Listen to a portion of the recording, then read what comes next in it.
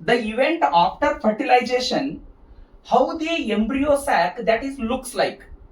Here in embryo sac, synergids will be degenerate, the degenerating synergids, and zygote will be remain as it is, and towards the chalaja end antipodals also degenerate. At the center there is a primary endosperm nucleus because which has 3 nuclei, and the cell is called as primary endosperm cell. Now what happens inside the primary endosperm cell? The primary endosperm nuclei undergoes the mitotic cell division. It once undergoes the mitotic cell division, it increase the number of nuclei, and that is called as free nuclear development. Coconut ಅಲ್ಲಿ ಏನು ಎಳನೀರು ಕುಡಿತೀವಲ್ಲ, ಅದು ಏನಪ್ಪಾ ಅಂತಂದ್ರೆ free nuclei or else the free nuclear development ಅಂತ ಕರಿತೀವಿ. ಈ ನ್ಯೂಕ್ಲಿಯರ್ಗಳ ಸಂಖ್ಯೆ ಜಾಸ್ತಿ ಹಾಕೊಂತ ಹೋದ್ವು ಅಂದ್ರೆ ಇಮ್ಯಾಜಿನ್ ಮಾಡ್ರಿ, ಈ ನ್ಯೂಕ್ಲಿಯರ್ ಸಂಖ್ಯೆ ಜಾಸ್ತಿ ಹಾಕೊಂತ ಹೋದಿದ್ರು ಬಹಳಷ್ಟು ನ್ಯೂಕ್ಲಿಯಸ್ ಅದಾವ, ಬರೀ ನ್ಯೂಕ್ಲಿಯಸ್ ಅದಾವ. ಮೈಟಾಟಿಕ್ ಸೆಲ್ ಡಿವಿಷನ್ ಇನ್ವಾಲ್ವ್ಮೆಂಟ್ ಆಗಿ ಬಹಳಷ್ಟಕ್ಕೊಂದು ನ್ಯೂಕ್ಲಿಯಸ್ ಅನ್ನ ಫಾರ್ಮೇಶನ್ ಮಾಡಿ ಕುಂತ ಬಿಟ್ಟೈತಿ. ಈ ನ್ಯೂಕ್ಲಿಯಸ್ ಏನ್ ಮಾಡ್ತಾವ ಅಂತಂದ್ರೆ ತಮ್ಮ ಸುತ್ತಲಕ್ಕೂ ಸೆಲ್ ವಾಲ್ ಅನ್ನ ಫಾರ್ಮೇಶನ್ ಮಾಡಕ್ start ಮಾಡ್ಬಿಡ್ತದೆ. Primary, these are become primary endosperm cell. The cell number also increases. When these cells combine with each other, that is called as a tissue. How do I know? The group of cells are nothing but a tissue. These tissue in later condition they will become cellular endosperm. ಬಹಳಷ್ಟಕ್ಕೊಂದು cell ಅನ್ನ formation ಮಾಡಿ next ಏನಾಗಿ convert ಆಗ್ಬಿಡ್ತದೆ ಅಂದ್ರೆ ಅದು cellular endosperm ಆಗಿ convert ಆಗ್ತದೆ.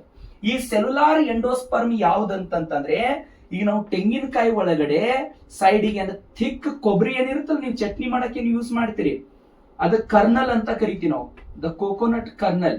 Okay, ಈ ರೀತಿ ಕೊಬ್ಬರಿ ಏನು ಹೊರಗಡೆ ಏನು ಇದಿರುತ್ತಲ್ಲ ಅದನ್ನ ಕರ್ನಲ್ ಅಂತ ಕರಿತೀವಿ. ಈ ಕರ್ನಲ್ ಡೆವಲಪ್ಮೆಂಟ್ ಆಗಿರೋದು ಈ ಸೆಲ್ಯುಲಾರ್ ಎಂಡೋಸ್ಪರ್ಮ್ ದಿಂದ. ಇದ್ರದ್ದು ಒಳಗಡೆ ಏನು ವಾಟರ್ ಕಂಟೆಂಟ್ ಇರ್ತೈತಲ್ಲ ಅದು ಏನ್ ಹೇಳ್ರಿ, free nuclear development are free nuclear endosperm ಅಂತ ಕರಿತೀವಿ. ಗೊತ್ತಾದಲ್ಲ ಕಾನ್ಸೆಪ್ಟ್ ಹೆಂಗೈತೆ ಅಂತ ಹೇಳಿ. ಸೊ ಇದನ್ನ ನಾವು ಏನಂತ ಕರಿತೀವಿ ಹೇಳ್ರಿ, ಎಂಡೋಸ್ಪರ್ಮ್ ಅಂತ ಕರಿತೀವಿ. ಈ ಎಂಡೋಸ್ಪರ್ಮು ಕೆಲವೊಂದಿಷ್ಟು ಫ್ರೂಟ್ ಅದ ಒಳಗಡೆ ಇಲ್ಲ ಕೆಲವೊಂದಿಷ್ಟು ಸೀಡ್ಸ್ ಒಳಗಡೆ ಏನಾಗುತ್ತೆ ಅಂತಂದ್ರೆ it will be completely consumed during the embryonic development. Completely consumed, embryo development ಆಗ್ಬೇಕಾದ್ರೆ ಕಂಪ್ಲೀಟ್ ಆಗಿ ಕನ್ಸ್ಯೂಮ್ ಆಗ್ಬಿಡ್ತದೆ, ಕಂಪ್ಲೀಟ್ ಖಾಲಿನ ಆಗ್ಬಿಡ್ತೈತೆ, ಅದರಲ್ಲಿ ಉಳ್ಕೊಳ್ಳಂಗೇ ಇಲ್ಲ. ಸೊ ಅಂತವನ್ನ ನಾವು ಏನಂತ ಕರಿತೀವಿ ಅಂತಂದ್ರೆ ನಾನ್ ಅಲ್ಬುಮಿನಸ್ ಸೀಡ್ ಅಂತ ಕರಿತೀವಿ. ನಾನ್ ಅಲ್ಬುಮಿನಸ್ ಎಕ್ಸಾಂಪಲ್ ಯಾವುದು, ಗ್ರೌಂಡ್ ನಟ್ ಆಗಿರ್ಬೋದು, ಗ್ರೌಂಡ್ ನಟ್, ಬೀನ್ಸ್, ಇವೆಲ್ಲವೂ ಇದರ ಬರ್ತದೆ, ನಾನ್ ಅಲ್ಬುಮಿನಸ್ ಆಗಿ ಬರುತ್ತೆ. ಇನ್ನೊಂದು ಕೆಲವೊಂದಿಷ್ಟು ಸೀಡ್ ಒಳಗಡೆ ಏನಾಗುತ್ತೆ ಹೇಳ್ರಿ, this endosperm will be persistent ಅಂತಂದ್ರೆ ಲಾಸ್ಟಿನ್ ವರೆಗೂ ಸಹಿತ ಅದರಲ್ಲಿ ಉಳ್ಕೊಂಡಿರ್ತದ. ಸೊ ಅಂತ ಸೀಡ್ಸ್ ಗೆ ನಾವು ಏನಂತ ಕರಿತೀವಿ ಅಂತಂದ್ರೆ ಅಲ್ಬುಮಿನಸ್ ಸೀಡ್ ಅಂತ ಕರಿತೀವಿ. ಎಕ್ಸಾಂಪಲ್ ಇದೆ ಯಾವ್ದು ಹೇಳ್ರಿ, coconut, and another one is castor, and ಇದು ಯಾವ್ದಪ್ಪ ಅಂತಂದ್ರೆ ಮೇಜ್. ಸೊ ಇವುಗಳಲ್ಲಿ endosperm as it is present ಇರ್ತದ, ಕಂಪ್ಲೀಟ್ ಕನ್ಸ್ಯೂಮ್ ಆಗಂಗಿಲ್ಲ. ಟೋಟಲಿ ಈ ಎಂಡೋಸ್ಪರ್ಮ್ ಏನ್ ಮಾಡತ್ತಂತಂದ್ರೆ ಇದ್ರದ್ದು ಒಳಗಡೆ ಇರುವಂತ ಎಂಬ್ರಿಯೋ ಡೆವಲಪ್ಮೆಂಟ್ ಆಗ್ಲಿಕ್ಕೆ ಹೆಲ್ಪ್ ಮಾಡ್ತದ. ಈ ನೀವು ದೇವರದ ಮುಂದೆ ತೆಂಗಿನಕಾಯಿನ ಇಟ್ಟಿರ್ತೀರಿ, ಡೈಲಿ ನೀವು ನೀರನ್ನ ಬದಲಿಸ್ತಾ ಹೋದ್ರಿ ಅಂತಂದ್ರೆ ಒಳಗಡೆ ಒಂದು ಮೊಳಕೆ ಡೆವಲಪ್ಮೆಂಟ್ ಆಗಿರ್ತದ ನೋಡ್ರಿ. ಆ ಮೊಳಕೆ ಏನಂತಂದ್ರೆ ಎಂಬ್ರಿಯೋನೇ ಅದು. ಆ ಎಂಬ್ರಿಯೋ ಡೆವಲಪ್ಮೆಂಟ್ ಆಗ್ಬೇಕಾದ್ರೆ ಮೇನ್ ಕಾರಣ ಏನು ಗೊತ್ತಾ, ಅದರಲ್ಲಿ ಇರುವಂತಹ ಎಂಡೋಸ್ಪರ್ಮ್ ಇಷ್ಟೆಲ್ಲ ಹೆಲ್ಪ್ ಮಾಡ್ತದ. ಅಂದ್ರೆ ಇವಾಗ ಝೈಗೋಟ್ ದಿಂದ ಏನ್ ಫಾರ್ಮೇಶನ್ ಆಗುತ್ತೆ ಅದನ್ನ ನೋಡು. That zygote it undergoes the repetitive mitotic cell division. ಅದು ಕೂಡ ಹಂಗೆ ಎಲ್ಲವೂ ಮೈಟಾಟಿಕ್ ಸೆಲ್ ಡಿವಿಷನ್ ಅಲ್ಲಿ ಇನ್ವಾಲ್ವ್ಮೆಂಟ್ ಆಗುತ್ತೆ. ಈ ಝೈಗೋಟ್ ಏನ್ ಮಾಡತ್ತಂತಂದ್ರೆ ಕೆಲವೊಂದಿಷ್ಟು ಎಂಬ್ರಿಯೋಗಳನ್ನ ಡೆವಲಪ್ಮೆಂಟ್ ಮಾಡಲಿಕ್ಕೆ ಸ್ಟಾರ್ಟ್ ಮಾಡುತ್ತಾ. ಈ ಝೈಗೋಟ್ ಏನ್ ಮಾಡತ್ತಂದ್ರೆ ಎಂಬ್ರಿಯೋ ಫಾರ್ಮೇಶನ್ ಆಗ್ಲಿಕ್ಕೆ ಹೆಲ್ಪ್ ಮಾಡ್ತದೆ. ಎಂಬ್ರಿಯೋ ಯಾವ ರೀತಿ ಫಾರ್ಮೇಶನ್ ಮಾಡ್ಲಿಕ್ಕೆ ಹೆಲ್ಪ್ ಆಗುತ್ತೆ ನೋಡಲಿ. ಒಂದೇ ಒಂದು ಸಿಂಗಲ್ ಝೈಗೋಟ್ ಇದ್ದಿದ್ದು ಇದು ಕಂಪ್ಲೀಟ್ ಆಗಿ ಬಹಳಷ್ಟಕ್ಕೊಂದು ಸೆಲ್ಸ್ ಗಳನ್ನ ಫಾರ್ಮೇಶನ್ ಮಾಡ್ಲಿಕ್ಕೆ ಸ್ಟಾರ್ಟ್ ಮಾಡ್ತದೆ. ಕಂಪ್ಲೀಟ್ಲಿ ಬಹಳಷ್ಟಕ್ಕೊಂದು ಸೆಲ್ಸ್ ಗಳು ಫಾರ್ಮೇಶನ್ ಆಗ ಸ್ಟಾರ್ಟ್ ಆಕ್ಕವು. ಇದನ್ನ ನಾವು ಏನಂತ ಕರಿತೀವಿ, ಪ್ರೋ ಎಂಬ್ರಿಯೋ ಅಂತ ಕರಿತೀವಿ. ಟೆಕ್ಸ್ಟ್ ಬುಕ್ ಅಲ್ಲಿ ಸಿಗತ್ ನೋಡ್ರಿ ನಿಮ್ಗ. ಇದು ಕಂಪ್ಲೀಟ್ ಆಗಿ ಏನಾಗುತ್ತೆ ಹೇಳ್ರಿ, ಒಂದು ಗ್ಲೋಬ್ಯುಲಾರ್ ಎಂಬ್ರಿಯೋವನ್ನ ಏನ್ ಮಾಡತ್ತೆ ಹೇಳ್ರಿ, ಇದು ಫಾರ್ಮೇಶನ್ ಮಾಡುತ್ತದೆ. ಇದು ಪ್ರೀ ಎಂಬ್ರಿಯೋ ಆಯ್ತು. ಇದು ಏನಪ್ಪಾ ಅಂತಂದ್ರೆ ಗ್ಲೋಬ್ಯುಲಾರ್ ಎಂಬ್ರಿಯೋ. ಈ ಗ್ಲೋಬ್ಯುಲಾರ್ ಎಂಬ್ರಿಯೋದ ನೆಕ್ಸ್ಟ್ ಏನಾಗುತ್ತೆ ಹೇಳ್ರಿ, ಸೊ ಇದು ಮೇಲ್ಗಡೆ ಪಾರ್ಟ್ ಏನೈತಲ್ಲ ಇದು ಸ್ವಲ್ಪ ರೆಡ್ಯೂಸ್ ಆಗ್ತಾ ಬಂದು ಇದು ಒಂದು ಫ್ಯೂನಿಕಲ್ ಅಂತಂದ್ರೆ ಏನು ಒಂದು ಸ್ಟಾಲ್ಕ್ ಲೈಕ್ ಸ್ಟ್ರಕ್ಚರ್ ನ ಫಾರ್ಮೇಶನ್ ಮಾಡಿ ಫೈನಲಿ ಏನಾಗತ್ತ ಅಂತಂದ್ರೆ ಹಾರ್ಟ್ ಶೇಪ್ ಎಂಬ್ರಿಯೋ ಫಾರ್ಮೇಶನ್ ಆಗುತ್ತ. Next one heart shaped embryo. ಇಲ್ಲಿ ನಮಗೆ ಎರಡು ತರದ ಎಂಬ್ರಿಯೋ ಸಿಗ್ತದೆ, ಮೊನೋಕಾಟಿಲಿಡಾನ್ ಎಂಬ್ರಿಯೋ ಮತ್ತೆ ಡೈಕಾಟಿಲಿಡಾನ್ ಎಂಬ್ರಿಯೋ. ನೋಡ್ಲಿ, pro embryo, globular embryo, heart shape embryo, these are common in monocot and as well as the dicot. Heart shape ಎಂಬ್ರಿಯೋದ ನಂತರನೇ ಮೊನೋಕಾಟ್ ಅಲ್ಲಿ ಚೇಂಜಸ್ ಆಗ್ತಾವ ಮತ್ತೆ ಡೈಕಾಟ್ ಅಲ್ಲಿ ಚೇಂಜಸ್ ಆಗತ್ತಾ, ಅದನ್ನ ಒನ್ ಬೈ. ಈ ಹಾರ್ಟ್ ಶೇಪ್ ಎಂಬ್ರಿಯೋದಿಂದ ಸೊ ಇಲ್ಲಿ ಮೇಲ್ಗಡೆಗೆ ಈ ಒಂಚೂರು ಸಸ್ಪೆನ್ಸರಿ ಏನಾಗುತ್ತೆ ಅಂತಂದ್ರೆ ಕಡಿಮೆ ಹಾಕೊಂತ ಬರ್ತದ. ನೆಕ್ಸ್ಟ್ ಕೆಳಗಡೆ ಪಾರ್ಟ್ ಏನಾಗುತ್ತೆ ಹೇಳ್ರಿ ಒಂಚೂರು ಲಾರ್ಜ್ ಆಗುತ್ತೆ ಈ ರೀತಿಯಾಗಿ. ಮತ್ತೆ ಮಿಡಲ್ ಅಲ್ಲಿ ಏನಾಗುತ್ತೆ ಹೇಳ್ರಿ ಒಂದು ಎಂಬ್ರಿಯೋನಲ್ ಆಕ್ಸಿಸ್ ಫಾರ್ಮೇಶನ್ ಆಗುತ್ತೆ.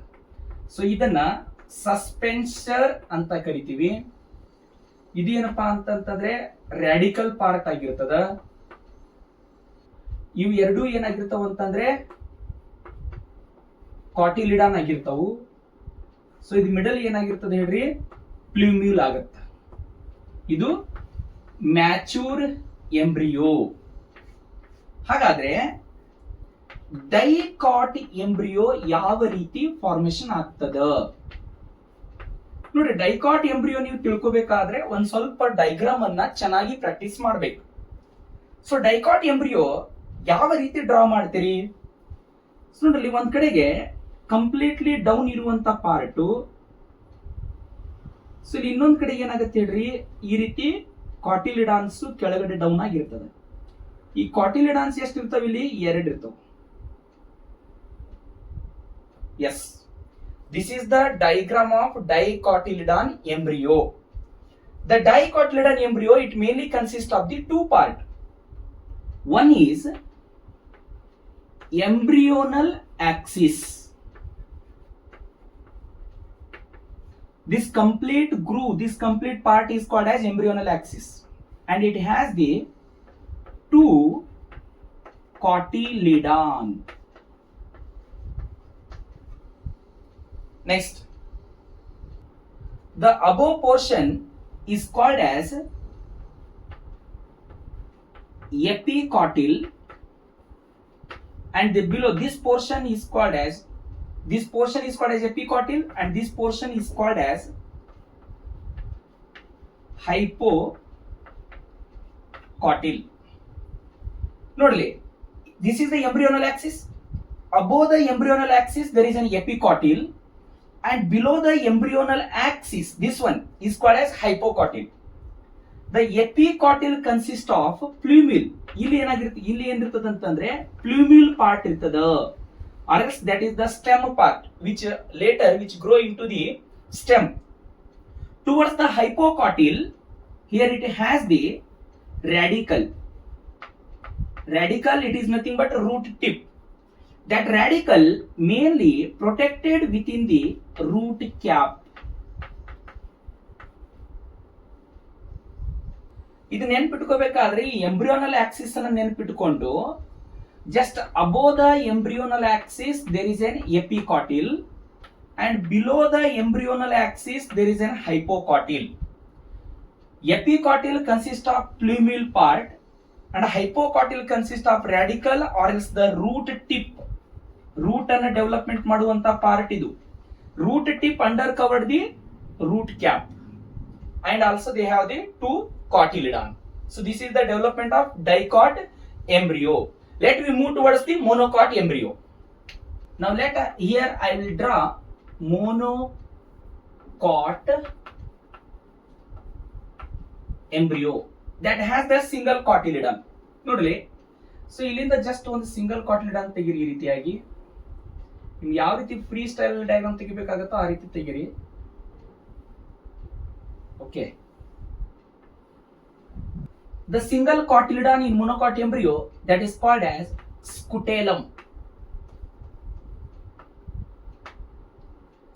Scutellum, the above the embryonal axis, this part is called as epicotyl. ಅಂತಂದ್ರೆ ಈ ಪೋರ್ಷನ್ ಗೆ ನಾವು ಏನಂತ ಕರಿತೀವಿ, epicotyl. Below the embryonal axis, here it is the hypocotyl. C ಈ ಕಂಪ್ಲೀಟ್ ಪೋರ್ಷನ್ ಏನೈತಲ್ಲ ಇದನ್ನ ಏನಂತ ಕರಿತೀರ ಅಂತಂದ್ರೆ ಎಂಬ್ರಿಯೋನಲ್ ಆಕ್ಸಿಸ್. ಈ ಎಂಬ್ರಿಯೋನಲ್ ಆಕ್ಸಿಸ್ ಕೆಳಗಡೆ ಏನಿರ್ತದ ಅಂದ್ರೆ ಎರಡು ಪಾರ್ಟ್ ಇರ್ತದ, ಮತ್ತೆ ಎಂಬ್ರಿಯೋನಲ್ ಆಕ್ಸಿಸ್ ಮೇಲ್ಗಡೆನೂ ಕೆಲವೊಂದಿಷ್ಟು ಪಾರ್ಟ್ ಇರ್ತದ.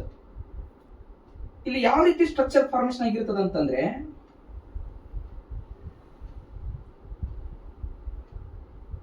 ಈ ರೀತಿ. ಇಲ್ಲಿ ಕೆಲವೊಂದಿಷ್ಟು ಪೋರ್ಷನ್ ಏನಾಗಿರ್ತದ ಅಂತಂದ್ರೆ radical or else the root cap and that covered with in the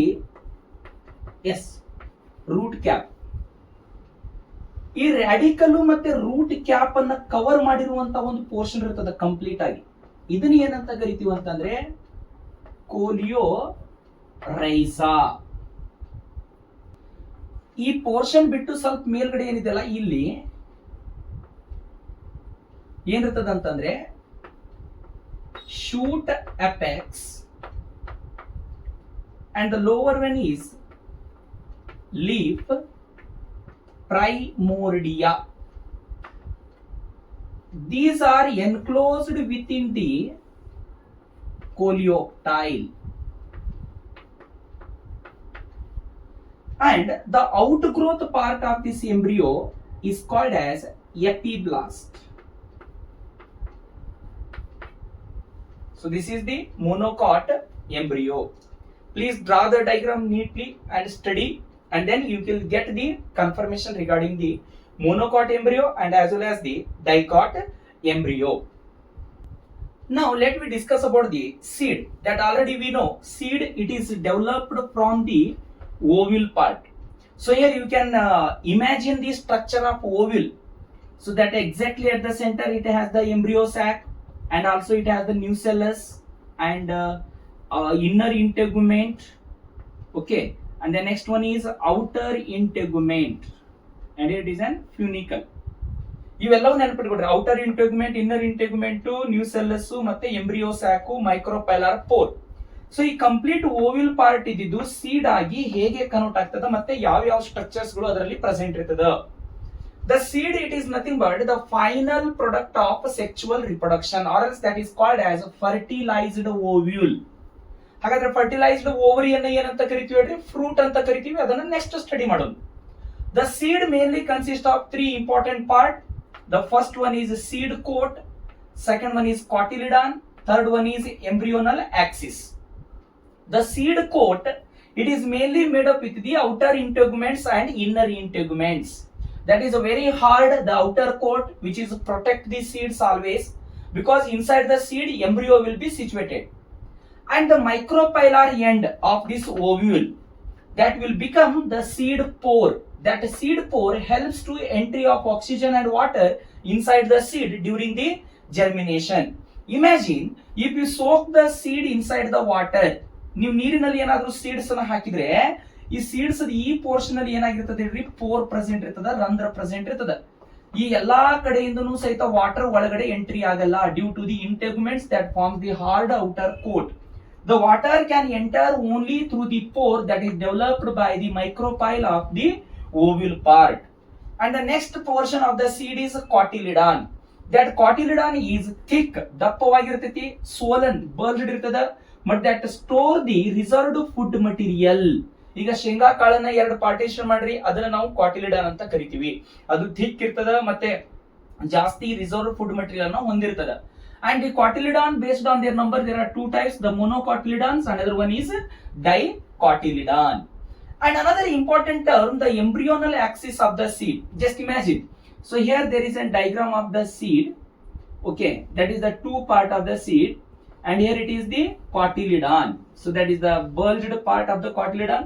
At the above axis, here it is called as plumule, that gives rise to the stem in the seed germination. And the lower part, it is called as radicle, that gives rise to the roots after the seed germination. The plumule and radicle, this complete portion is called as embryonal axis. That embryonal axis mainly holds the cotyledon. Next one, based on the endosperm present inside the seeds, they are divided into 2 types, that is non albuminous seed or else exalbuminous seed, ಅದ್ರ ಎರಡು ಹೆಸರು ಒಂದೇ. ಇದರಲ್ಲಿ ಏನಾಗುತ್ತೆ, non albuminous seed ಅಲ್ಲಿ endosperm consumed completely during the embryo development. Endosperm ಇರಂಗೇ ಇಲ್ಲ seeds ಒಳಗಡೆ, ಅದು ಸೀಡ್ ಮ್ಯಾಚೂರ್ ಹಾಕೊಂತ ಹೋದಾಗ ಎಂಬ್ರಿಯೋ ಏನ್ ಮಾಡುತ್ತದೆ, ಎಲ್ಲಾ ಎಂಡೋಸ್ಪರ್ಮ್ ಅನ್ನ ತಗೊಂಡ್ಬಿಟ್ಟು ಡೆವಲಪ್ಮೆಂಟ್ ಆಗ್ತದ. ಇದು ಎಕ್ಸಾಂಪಲ್ ಯಾವ್ದ್ರಲ್ಲಿ ಬರುತ್ತೆ ಅಂದ್ರೆ ಬೀನ್ಸ್ ಆಗಿರ್ಬೋದು, ಆಗಲೇ ಹೇಳಿ ನಾನು ಗ್ರೌಂಡ್ ನಟ್ ಆಗಿರ್ಬೋದು, ಬೇರೆ ಡ್ರೈ ಸೀಡ್ಸ್ ಗಳಿದಾವಲ್ಲ ಅದರಲ್ಲಿ ಬರ್ತದ. ಅಲ್ಬುಮಿನಸ್ ಸೀಡ್ಸ್ ಅಂತಂದ್ರೆ ಎಂಡೋಸ್ಪರ್ಮ್ ಇಸ್ ಪರ್ಸಿಸ್ಟ್, ಅಂದ್ರೆ ಎಂಡೋಸ್ಪರ್ಮ್ ಕಂಪ್ಲೀಟ್ಲಿ ಇರ್ತೈತಿ, ಅದು ಕಂಪ್ಲೀಟ್ಲಿ ಕನ್ಸ್ಯೂಮ್ ಆಗಂಗಿಲ್ಲ, ಎಂಬ್ರಿಯೋದಿಂದ ಕನ್ಸ್ಯೂಮ್ ಆಗಂಗಿಲ್ಲ. ಹೆಂಗ ಸೀಡ್ ಡೆವಲಪ್ಮೆಂಟ್ ಆಗ್ತದ, ಹೆಂಗ ಸೀಡ್ ಮ್ಯಾಚೂರ್ ಆಗ್ತದ, ಅದ್ರಾಗ ಎಂಡೋಸ್ಪರ್ಮ್ ಇರ್ತಾವ. ಎಕ್ಸಾಂಪಲ್ ವೀಟ್ ಆಗಿರ್ಬೋದು, ಮೇಜ್ ಆಗಿರ್ಬೋದು, ಕೋಕೋನಟ್ ಇಲ್ಲ ಕ್ಯಾಸ್ಟರ್ ಸೀಡ್. ಅದೇ next one, in some seed the nucellus is also present. Actually the maximum seeds ಅಲ್ಲಿ ಏನಾಗುತ್ತೆ ಅಂತಂದ್ರೆ ಈ outer integument inner integument seed coat ಆಗಿ ಕನ್ವರ್ಟ್ ಆಗ್ಬಿಡ್ತದ. ಇದ್ರೊಳಗೆ ಎಂಬ್ರಿಯೋನಿಲ್ ಆಕ್ಸಿಸ್ ಇದ್ದು ಎಂಬ್ರಿಯೋ ಆಗಿ ಎಂಬ್ರಿಯೋ ಇದ್ದದ್ದು ಎಂಬ್ರಿಯೋ ಆಗಿ ಎಂಡೋಸ್ಪರ್ಮ್ ಆಗಿ ಕನ್ವರ್ಟ್ ಆಗ್ಬಿಡ್ತದ. ಮತ್ತೆ ನ್ಯೂಸೆಲ್ಲಸ್ ಸಹಿತ ಡಿಜೆನರೇಟ್ ಆಗಿ ಹೋಗ್ಬಿಡ್ತದ ಮ್ಯಾಕ್ಸಿಮಮ್ ಸೀಡ್ ಒಳಗಡೆ. ಆದ್ರೆ ಕೆಲವೊಂದಿಷ್ಟು ಸೀಡ್ಸ್ ಅಲ್ಲಿ ಏನಾಗತ್ತಾ, ಔಟರ್ ಇಂಟೆಗ್ಯುಮೆಂಟ್ ಮತ್ತೆ ಇನ್ನರ್ ಇಂಟೆಗ್ಯುಮೆಂಟ್ ಡಿಜೆನರೇಟ್ ಆಗ್ಬಿಡ್ತದ. ಬರೇ ನ್ಯೂಸೆಲ್ಲಸ್ ಪಾರ್ಟ್ ಏನ್ ಮಾಡುತ್ತ ಅಂತಂದ್ರೆ ಔಟರ್ ಸೀಡ್ ಕೋಟ್ ಫಾರ್ಮೇಶನ್ ಮಾಡ್ತದ. ಅಂತ ಸೀಡ್ಸ್ ಗೆ ನಾವು ಪೆರಿಸ್ಪರ್ಮ್ ಅಂತ ಕರಿತೀವಿ. The seed which persist the nucellus part completely, that is called as perisperm. Example beet and black pepper. So ನೋಡಲಿ, ಬ್ಲಾಕ್ ಪೇಪರ್ ಅನ್ನು ನೋಡಿದಾಗ ಮೇಲ್ಗಡೆಗೆ ಈ ರೀತಿಯಾಗಿ ಒಂದ್ ಸ್ವಲ್ಪ ಹಾರ್ಡೆಸ್ಟ್ ಪಾರ್ಟ್ ಪ್ರೆಸೆಂಟ್ ಇರ್ತದ. ಆ ಹಾರ್ಡ್ ಪಾರ್ಟ್ ಏನಪ್ಪಾ ಅಂತಂದ್ರೆ ನ್ಯೂಸೆಲ್ಲಸ್ ಪಾರ್ಟ್ ಇಂದ ಡೆವಲಪ್ಮೆಂಟ್ ಆಗಿರೋದು.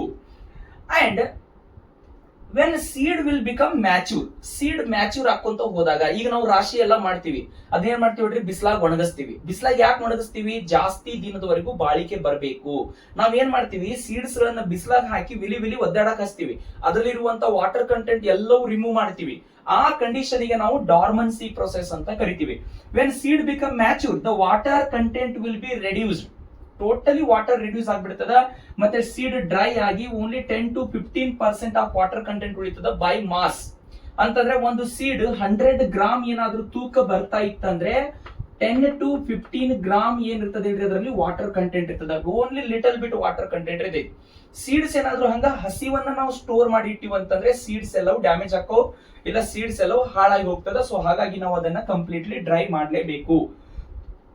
ಅವಾಗ ಏನಾಗುತ್ತೆ ಅಂತಂದ್ರೆ when seed will become dry, what happens, the metabolic activity ಸ್ಲೋಸ್ down and the seed that relatively seed will become inactive in condition. That process is called as a dormancy. If this inactive conditions that gets the favorable environmental condition, ಇದಕ್ಕೇನಾದ್ರೂ favourable environmental condition ಸಿಕ್ತಂದ್ರೆ, ಅಂದ್ರೆ ಏನು, water ಏನಾದ್ರೂ ಸಿಕ್ತಂದ್ರೆ, oxygen availability ಜಾಸ್ತಿ ಐತಂತಂದ್ರೆ, it start to the germinating the seeds. ಅದೇ ನಾವು ಮೊಳಕೆ ಒಡೆಯೋದು ಅಂತ ಏನ್ ಕರಿತೀವಲ್ಲ, ಆ ರೀತಿ ಫಾರ್ಮೇಶನ್ ಆಗ್ತದೆ. ಅಂದ್ರೆ ಡಾರ್ಮನ್ಸಿಯನ್ನ ಬ್ರೇಕ್ ಮಾಡಿ ಫೇವರೇಬಲ್ ಕಂಡೀಷನ್ ಸಿಕ್ತಂದ್ರೆ ಸೀಡ್ ಗ್ರೋತ್ ಆಗ್ತದ. So this is all about the seed. Now let we move towards the fertilized ovary part, that is the fruit.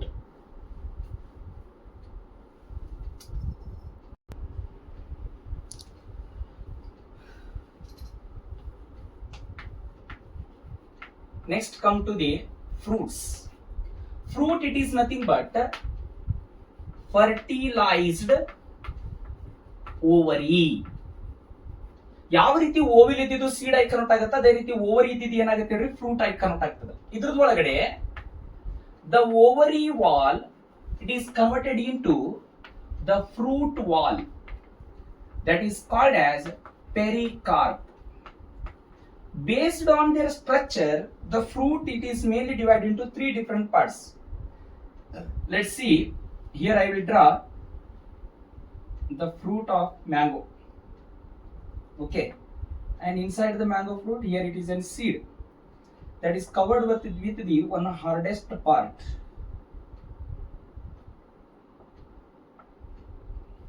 Okay, the outer fruit wall is called as pericarp, and this is the flesh edible part. ಇದರಲ್ಲಿ complete flesh ಇರ್ತದಲ್ಲ, ನಾವು ತಿನ್ನುವಂತ part, ಇದನ್ನೇನಂತ ಕರಿತೀವಿ ಅಂತಂದ್ರೆ ಮಿಸೋಕಾರ್ಪ್ ಅಂತ ಕರಿತೀವಿ. ಈ ಮಿಸೋಕಾರ್ಪದ ಒಳಗಡೆ ಗಟ್ಟಿ ಇರುವಂತ ಪಾರ್ಟಿಗೆ ಎಂಡೋಕಾರ್ಪ್ ಅಂತ ಕರಿತೀವಿ. ಈ ಎಂಡೋಕಾರ್ಪದ ಒಳಗಡೆ ಏನಿರುತ್ತಪ್ಪ ಅಂತಂದ್ರೆ ಸೀಡ್ ಇರ್ತದ. ಈ ಎಂಡೋಕಾರ್ಪ್ ಎಷ್ಟು ಹಾರ್ಡ್ ಆಗಿರ್ತದ್ರೆ, ನೀವು ಮ್ಯಾಂಗೋ ಉಪ್ಪಿನಕಾಯಿ ತಿನ್ಬೇಕಾದ್ರೆ ನೋಡಿರಿ, ಕಂಪ್ಲೀಟ್ಲಿ ಗಟ್ಟಿ ಆಗಿರುವಂತ ಪಾರ್ಟ್ ಏನಿರುತ್ತೆ ಅದೇ ಎಂಡೋಕಾರ್ಪ್. ನಾವು ತಿನ್ನುವಂತ ಪಾರ್ಟ್ ಯಾವ್ದು ಹೇಳ್ರಿ, ಮೀಸೋಕಾರ್ಪ್. ಈ ಮೀಸೋಕಾರ್ಪ್ ಎಲ್ಲಾ ಫ್ರೂಟ್ಸ್ ಗಳಲ್ಲಿನೂ ಸಹಿತ ಫ್ರೆಶ್ ಇರಂಗಿಲ್ಲ, ತಿನ್ಲಿಕ್ಕೆ ಯೋಗ್ಯವಾಗಂಗಿಲ್ಲ. ಯಾವ ಫ್ರೂಟ್ ಅಲ್ಲಿ ಮೀಸೋಕಾರ್ಪ್ ಏನಾದ್ರೂ ಫ್ಲೆಶ್ ಇತ್ತಂತಂದ್ರೆ, ಸರಿ,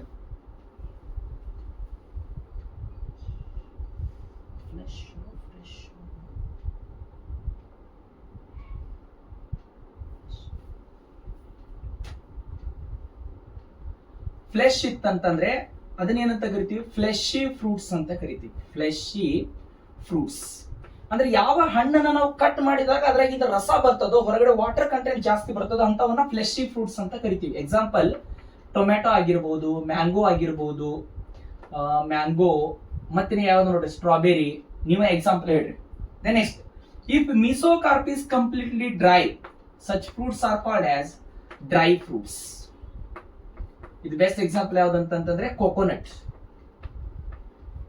ಓಕೆ, ಈ ಕೋಕೋನಟ್ ಮೇಲ್ಗಡೆ ಜುಟ್ಟಿ ತೆಗಿತಾರಿಲ್ಲ, ಅದ್ರಾಗಿ ದೇವಸ್ಥಾನಕ್ಕೆ ಕಾಯಿ ಹೊಡ್ಯಾಕ್ ಹೋಗ್ಬೇಕಾದ್ರ ಮೇಲಿಂದ ಸುಲಿತಾರಿಲ್ಲ, ಅದು ಮೀಸೋಕಾರ್ಪ್ ಪಾರ್ಟ್. ಅದು ತಿನ್ನಕ್ ಬರಲ್ಲ, ಅದು ಬಹಳ ಹಾರ್ಡ್ ಆಗಿರ್ತದೆ. ಅದ್ರಾಗ ಸ್ಕ್ಲಿರೈಡ್ಸ್ ಮತ್ತೆ ಕೆಲವೊಂದಿಷ್ಟು ಹಾರ್ಡೆಸ್ಟ್ ಸ್ಕೆಲಿಟನ್ ದಿಂದ ಮಾಡಲ್ಪಟ್ಟಿರುವಂತ ಪಾರ್ಟ್ ಇರ್ತದ.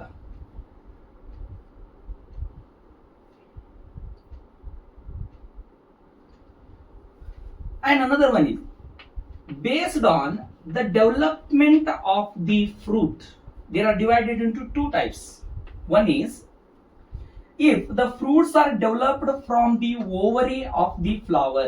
Flower the ovary ಇಂದ ಏನಾದ್ರೂ ಫ್ರೂಟ್ ಡೆವಲಪ್ಮೆಂಟ್ ಆಗಿತ್ತಂತಂದ್ರೆ ಅಂತ ಫ್ರೂಟ್ಸ್ ಗಳನ್ನ ಟ್ರೂ ಫ್ರೂಟ್ಸ್ ಅಂತ ಕರಿತೀವಿ.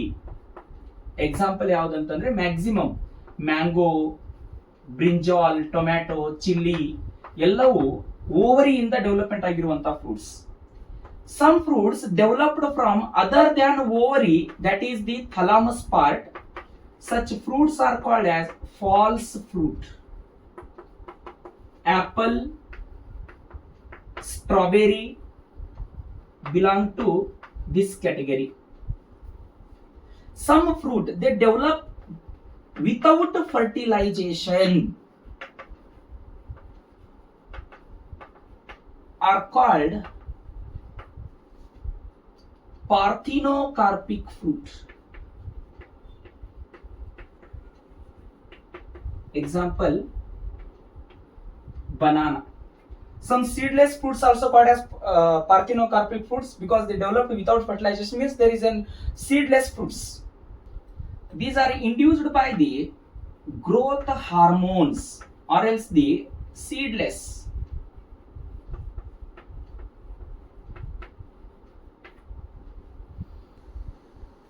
After overall these reproduction events that carried out in the plant, what happens? The seed advantages to the angiosperm. How seeds are helpful to that particular plant. So let me discuss one by one. First of all, dependent on water availability. ಪ್ಲಾಂಟ್ಗಳು ನೀರಿನಲ್ಲಿ grow ಆಗಬೇಕಾದ್ರೆ ತನ್ನ ರೀಪ್ರೊಡಕ್ಷನ್ಗೆ, pollination ಪ್ರೊಸೆಸ್ಗೆ ಮತ್ತೆ fertilisation ಪ್ರೊಸೆಸ್ಗೆ, fruit formation ಮಾಡಬೇಕಾದ್ರೆ ಅಷ್ಟು water ಬೇಕಾಗಿಲ್ಲ. But ಯಾವಾಗ ಅದು seed formation ಮಾಡಕ್ ಸ್ಟಾರ್ಟ್ ಮಾಡ್ತದೋ ಅವಾಗ ವಾಟರ್ ಬೇಕು. ಅಂದ್ರೆ ಸೀಡ್ಸ್ ಗಳು ಪ್ಲಾಂಟ್ ಗಳಿಗೆ ನೀರನ್ನ ಜಾಸ್ತಿ ಹೀರ್ಕೊಳ್ಳಿಕ್ಕೆ ಸ್ಟಿಮ್ಯುಲೇಟ್ ಮಾಡ್ತದ ಅಂತ ಅರ್ಥ. Better adaptive strategies in new habitat. Seeds ಏನ್ ಮಾಡ್ತಾವು, ಪ್ಲಾಂಟ್ ಗಳನ್ನು ನ್ಯೂ ಹ್ಯಾಬಿಟಾಟ್ ಅಲ್ಲಿ ಗ್ರೋ ಆಗ್ಲಿಕ್ಕೆ ಸಪೋರ್ಟ್ ಮಾಡ್ತದ. And seeds help the species to colonise the area. ಎಲ್ಲಾದ್ರೂ ಸೀಡ್ಸ್ ಗಳು ಬಿದ್ದು ಅಂತಂದ್ರೆ ಆ ಕಂಪ್ಲೀಟ್ ಏರಿಯಾವನ್ನ ಕೊಲೊನೈಸ್ ಮಾಡ್ಕೊಂಡ್ಬಿಡ್ತಾವ, ಅಕ್ವೈರ್ ಮಾಡ್ಕೊಂಡ್ಬಿಡ್ತಾವ. ಅಂದ್ರೆ ಅದರ ಅರ್ಥ seeds they start to grow to stimulate the angiosperm plants or else to grow in a higher number of the plants. Due to they have the sufficient food reserve. They are mainly deposited with the higher food reserve, even that also help to the human beings and even some animals also. And the young seedlings they nourished until their photosynthesis. Seeds ಒಳಗಡೆ ಇರುವಂತ Young seedlings ಏನಿರ್ತಾವಲ್ಲ ಅವು photosynthesis ಬರುವವರೆಗೂ ಆಹಾರವನ್ನ provide ಮಾಡ್ತಾ ಇರ್ತದ. And there hard seed coat protect the embryo. ಈ ಎಂಬ್ರಿಯೋದ ಒಳಗಡೆ ಇರುವಂತ ಹಾರ್ಡ್ ಸೀಡ್ ಕೋಟ್ ಏನಿರುತ್ತಲ್ಲ, ಸೀಡ್ಸ್ ಒಳಗಡೆ ಇರುವಂತಹ ಹಾರ್ಡ್ ಸೀಡ್ ಕೋಟ್ ಏನಿರುತ್ತಲ್ಲ ಎಂಬ್ರಿಯೋವನ್ನ ಪ್ರೊಟೆಕ್ಟ್ ಮಾಡ್ತದ. ಅಂದ್ರೆ ಎಂಬ್ರಿಯೋ ಅಷ್ಟು ಜಲ್ದಿ ಡಿಗ್ರೇಡ್ ಆಗಿ ಹೋಗ್ಲಿಕ್ಕೆ ಅದು ಬಿಡಂಗಿಲ್ಲ. Even they generate the new genetic combination, this is very very important. ಅಂದ್ರೆ ಒಂದು ಸೀಡ್ ಹೆಂಗ್ ಫಾರ್ಮೇಶನ್ ಆಗುತ್ತೆ ಹೇಳ್ರಿ, ಎರಡು ಪ್ಲಾಂಟ್ ಅದ್ದು ಪೋಲನ್ ಗ್ರೈನ್ಸ್ ಮತ್ತೆ ಎಗ್ಗಳು ಕೂಡಿದಾಗ, ಅಂದ್ರೆ ಒಂದು ಸೀಡ್ ಅಲ್ಲಿ ಡಿಫ್ರೆಂಟ್ ಜೀನ್ಸ್ ಗಳು ಕಂಬೈಂಡ್ ಆಗಿರೋದ್ರಿಂದ ಜೆನೆಟಿಕ್ ಕಾಂಬಿನೇಷನ್ಸ್ ಅನ್ನ ಫಾರ್ಮೇಶನ್ ಮಾಡ್ಲಿಕ್ಕೆ ಅದು ಹೆಲ್ಪ್ ಮಾಡುತ್ತೆ. So this is all about the advantages. Next one, the seed viability. Seed viability ಅಂತಂದ್ರೆ ಒಂದ್ ಸಲ ನಾವು ಫ್ರೂಟ್ ದಿಂದ ಸೀಡ್ ಅನ್ನ ಹೊರಗಡೆ ತೆಗೆದಾಗ ಅದು ಎಷ್ಟು ದಿನದವರೆಗೂ ತಾಳಿಕೆ ಬರ್ತದೆ, ಎಷ್ಟು ದಿನದವರೆಗೂ ನಾವು ಸ್ಟೋರ್ ಮಾಡಿ ಇಡಬಹುದು. ಈಗ ನಮ್ಮ ಮನೆಗಳಲ್ಲೂ ಸಹಿತ ಕಾಳು ಕಡಿಗಳನ್ನ ಡಬ್ಬಿ ಒಳಗಡೆ ಹಾಕಿ ಪ್ಯಾಕ್ ಮಾಡಿ ಇಟ್ಟಿರ್ತೀವಿ. ಅದನ್ನ ನಾವು ಮತ್ತೆ ಬಿತ್ತನೆ ಮಾಡಿದಾಗ ಅದು ಏನಾದ್ರೂ ಗ್ರೋ ಆಗುತ್ತಾ, ಅದನ್ನ ನಾವು ಸೀಡ್ ಅವೈಲಬಿಲಿಟಿ ಅಂತ ಕರಿತೀವಿ. ಬಹಳಷ್ಟು ಜನ ರೈತರು ಏನ್ ಮಾಡಿರ್ತಾರೆ ಹೇಳ್ರಿ, ತಮ್ಮ ಮನೆಗಳಲ್ಲಿ ಬೆಳೆದಿರುವಂತ ಸೀಡ್ಸ್ ಗಳನ್ನ ಪ್ರೊಟೆಕ್ಟ್ ಮಾಡಿ ಇಟ್ಕೊಂಡಿರ್ತಾರೆ, ಮುಂದಿನ ವರ್ಷ ಅದೇ ಬಿತ್ತಾಕ್ ಬರುತ್ತೆ ಅಂತ ಹೇಳಿ. ಬಟ್ ಆದ್ರೆ ಈ ಸೀಡ್ಸ್ ಗಳು ಎಷ್ಟು ಮಟ್ಟಿಗೆ ಅದು ಆಕ್ಟಿವ್ ಆಗಿರ್ತಾವು, ಮತ್ತೆ ಬಿತ್ತನೆ ಮಾಡಿದೀವಿ ಅಂತಂದ್ರೆ ಅದು ಏನಾದ್ರೂ ಗ್ರೋ ಆಗತ್ತಾ, ಅದನ್ನ ಸೀಡ್ ಅವೈಲಬಿಲಿಟಿ ಅಂತ ಕರಿತೀವಿ. ಕೆಲವೊಂದಿಷ್ಟು ಸೀಡ್ಸ್ ಗಳು ಒಂದು ರಿಸರ್ಚ್ ಮುಖಾಂತರ ಅವು ಸಿಕ್ಕಾಗ ಕೆಲವೊಂದು ಸೀಡ್ಸ್ ಗಳು ಏನದಾವ ಅಂತಂದ್ರೆ ಬಹಳಷ್ಟಕ್ಕೊಂದು ವಯಬಿಲಿಟಿ ಪೀರಿಯಡ್ ಅನ್ನು ಹೊಂದೆವು. ಅದರಲ್ಲಿ ಒಂದೇದು ಯಾವ್ದಪ್ಪ ಅಂದ್ರೆ ಲುಪೈನ್ ಅನ್ನುವಂತ ಸೀಡು, ಅದರ ಸೈಂಟಿಫಿಕ್ ನೇಮು ಲುಪಿನಸ್ ಆರ್ಕ್ಟಿಕಸ್. ಅದು ಎಲ್ಲಿ ಸಿಕ್ಕೈತಪ್ಪ ಅಂದ್ರೆ ಆರ್ಕ್ಟಿಕ್ ಟಂಡ್ರಾ ರೀಸನ್ ಅಲ್ಲಿ ಸಿಕ್ಕಿರುವಂತದ್ದು. ಅದರದ್ದು ಸೀಡ್ ವಯಬಿಲಿಟಿ ಎಷ್ಟಿದೆ ಗೊತ್ತಾ, 10,000 ಇಯರ್. ಅಂದ್ರೆ ಈ ಸೀಡ್ ಅನ್ನ ನೀನು 10 ವರ್ಷಗಳ ಕಾಲ ಸ್ಟೋರ್ ಮಾಡಿ ಇಟ್ಟರೂ ಸಹಿತ ಮತ್ತೆ ನಾವು ಅದನ್ನ ಬಿತ್ತಿದೀವಿ ಅಂತಂದ್ರೆ ಅದು ಬೆಳೀತದ, ಮತ್ತೆ ನ್ಯೂ ಪ್ಲಾಂಟ್ ಅನ್ನ ಕೊಡ್ತದ. ಅದೇ ರೀತಿ ಡೇಟ್ ಪಾಮ್, ಖರ್ಜೂರ್ ಗಿಡ, ಖರ್ಜೂರ್ ಅಂತ ಏನ್ ಕರಿತೀವಲ್ಲ, ಫಿಯೋನಿಕ್ಸ್ ಡಕ್ಟಿಲಿಫೆರಾ ಸೈಂಟಿಫಿಕ್ ನೇಮ್. ಇದು ಎಲ್ಲಿ ಸಿಕ್ಕೈತಪ್ಪ ಅಂತಂದ್ರೆ king Herod's palace near Dead Sea. ಇದ್ರದ್ದು ವಯಬಿಲಿಟಿ ಪೀರಿಯಡ್ ಎಷ್ಟು ಗೊತ್ತಾ, 2000 ಇಯರ್. ಅಂದ್ರೆ ಈ ಒಂದು ಬೀಜವನ್ನ ನಾವು 2000 ವರ್ಷಗಳವರೆಗೂ ಸಹಿತ ಸ್ಟೋರ್ ಮಾಡಿ ಇಟ್ಟ ನಂತರನೂ ಸಹಿತ ನಾವು ಬಿತ್ತನೆ ಮಾಡಿದೀವಿ ಅಂತಂದ್ರೆ ಅದು ಗ್ರೋ ಆಗ್ಲಿಕ್ಕೆ ಸ್ಟಾರ್ಟ್ ಮಾಡ್ತದ. And another important term, the storage of the seed due to the dehydration and dormancy capacity that makes the store the seeds in the longer period, because the seeds are the basis of agriculture. ನಮ್ಮ ಕೃಷಿಗೆ main ಬೇಕಾಗಿರುವಂತದ್ದು ಏನ್ ಹೇಳ್ರಿ, seeds. Next, some seeds that develop without fertilization are called as, the process is called as apomixis. Example Asteraceae and some of the grasses. ಅಂದ್ರೆ ಅದರಲ್ಲಿ fertilisation ಆಗಂಗಿಲ್ಲ. ಇಂಥ seeds ಗಳನ್ನು ನೀವೇನಾದ್ರೂ ಬಿತ್ತನೆ ಮಾಡಿದ್ರೆ ಅಂತಂದ್ರೆ, if you sown this type of seeds it won't grow. That is a very biggest loss to the agriculture society or else agriculture industry. And another one, some seeds they develop the more than 2 embryo. ಅಂದ್ರೆ ಒಂದು seed ಒಳಗಡೆ ಒಂದೇ embryo ಇರಬೇಕು. ಇದೊಂದು seed ಐತಂದ್ರೆ ಒಂದ್ seed ಒಳಗಡೆ ಒಂದೇ ಒಂದು ಎಂಬ್ರಿಯೋ ಇರಬೇಕು. ಬಟ್ ಏನಾಗತ್ತಂತಂದ್ರೆ ಕೆಲವೊಂದಿಷ್ಟು ನ್ಯೂ ಸೆಲ್ಲಾರ್ ಸೆಲ್ಸ್ ಗಳು ಏನಿರ್ತಾವಲ್ಲ, they start to the repeated mitosis cell division. ಯಾಕಂತಂದ್ರೆ ಈ ಎಂಬ್ರಿಯೋ ಸ್ಯಾಕು ನ್ಯೂ ಸೆಲ್ಸ್ ಒಳಗಡೆ ಇರ್ತೈತಿ. ಸೊ ಈ ನ್ಯೂ ಸೆಲ್ಸ್ ಡಿವೈಡ್ ಐತಂತಂದ್ರೆ ಇದ್ರೊಳಗಿರುವಂತ ಎಂಬ್ರಿಯೋ ಸ್ಯಾಕು ಸಹಿತ ಡಿವೈಡ್ ಆಗಕ್ ಸ್ಟಾರ್ಟ್ ಮಾಡ್ತದ.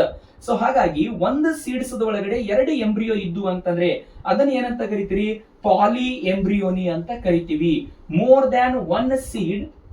more than one embryo in a seed, that is polyembryon.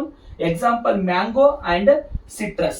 Even this apomixis, it is very dangerous. Just imagine if you are started to grow in the hybrid plant.